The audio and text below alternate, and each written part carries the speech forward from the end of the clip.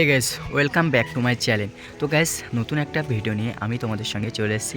আমার আর ইন্ট্রোডিউস করানোর দরকার নেই, কারণ তোমরা জানো যে আমি কে। তো গাইস, যারা আমার ভিডিও দেখো তাদেরকে অনেক অনেক ধন্যবাদ। এবং আমার কালকে একটা ভিডিও আসেনি, কারণ সত্যি কথা বলতে একটু চাপের মধ্যেই ছিলাম। কারণ হচ্ছে কাজ ছিল একটু, আমি সেলাই কাজ করি বাড়িতেই, তো একটু কাজ ছিল বলে আমি করতে পারিনি। তো গাইস, আজকে তোমাদের ভিডিও চলে আসবে। তো এখন কথা হচ্ছে বাড়িতে বসে ব্লগ করছি, কি করব, কারণ এখানে ওখানে যাবার মতো টাইমটাই পাচ্ছি না। তো গাইজ, তোমরা একটু সাপোর্ট করো, তাহলে সেলাই কাজটা ছেড়ে তোমাদের সঙ্গে টাইম কাটাতে পারবো। তো গাইজ, তোমরা অবশ্যই, আমি জানি যে সবাই আমাকে সাপোর্ট করছো দিল থেকে, তো আরেকটু বেশি করে করো। আর তোমাদেরকে অনেক অনেক ভালোবাসা আমার তরফ থেকে। আর এটা হচ্ছে জানুয়ারি মাস, তো জানুয়ারি মাসে অনেকে ঘুরতে যাচ্ছে, বেড়াতে যাচ্ছে, পিকনিক করতে যাচ্ছে। সেরকম ক্ষমতা আমার এখন নেই, সত্যি কথা বলতে। তো আমি সেটা করতে পারছি না।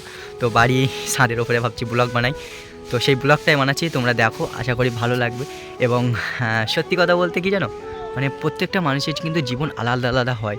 তো আমার জীবনটাও একটু অন্যরকম। তো তোমরা সাপোর্ট করো, তোমরা সাপোর্ট করে যাও, হ্যাঁ। আর সাপোর্ট করলে কি তোমাদেরকে ভালো কিছু দিতে পারবো আর কি, ঠিক আছে।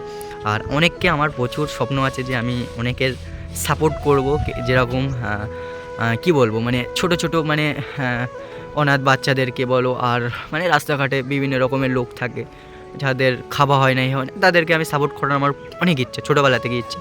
তো তোমরা যদি আমাকে সাপোর্ট করো, তাহলে আমি তাদেরকে সাপোর্ট করতে পারি। তো গাইজ, তোমরা ভিডিওটা শেষ অবধি দেখো, আর এই ভিডিওটা ভাইরাল করো, যাতে তোমাদের ইচ্ছা বা আমার ইচ্ছা সেটা পূরণ হয়। তো গাইজ, তোমরা এটা অবশ্যই করো।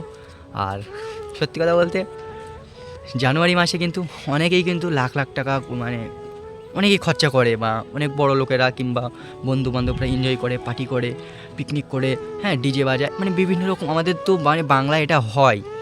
তো গাইজ, সবথেকে ছোটো একটা কথা আমি তোমাদেরকে বলবো, একদম ছোটো একটা কথা। তোমরা তো করছো, ঠিক আছে, নো, ডোন্ট মাইন্ড, কারণ সবার যার যার ইচ্ছা সে তাই করবে, যার তোমার পছন্দ তুমি তাই করবে। তো গাইজ, তোমরা কলকাতায় অনেক গলিতে গলিতে দেখো, কি বলবো, এত গরিব বুড়ো লোক, বা কেউ নেই, ছেলে মেয়ে কেউ নেই, তাদের রাস্তাঘাটে পুরো একদম পুরো দেখলে খারাপ লাগবে। এই ঠান্ডার সময় তাদেরকে একটা জ্যাকেট, একটা কম্বল, বা একটা সেরকম সোয়েটার কিছুই তাদের নেই। সত্যি কথা, একটা খারাপ লাগবে।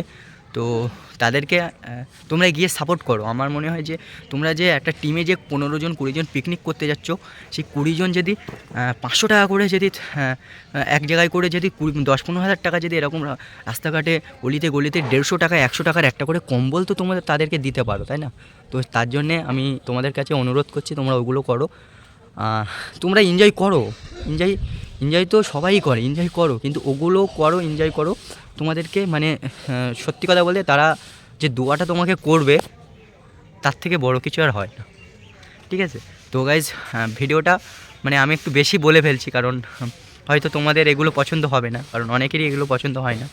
তো তোমরা যদি আমাকে সাপোর্ট করো, তাহলে হয়তো তোমাদের যে আমি যেটা বলতে চাচ্ছি, যে তোমাদের করার কথা, সেটা আমি নিজেই করতাম। তো সত্যি কথা বলতে, আমি একা, আপাতত আমি একাই ভিডিও করি আর কি। আর আমাকে অনেকে সাপোর্ট করে, আমার দাদারা এবং আমার বন্ধুরা অনেকে আমাকে সাপোর্ট করে।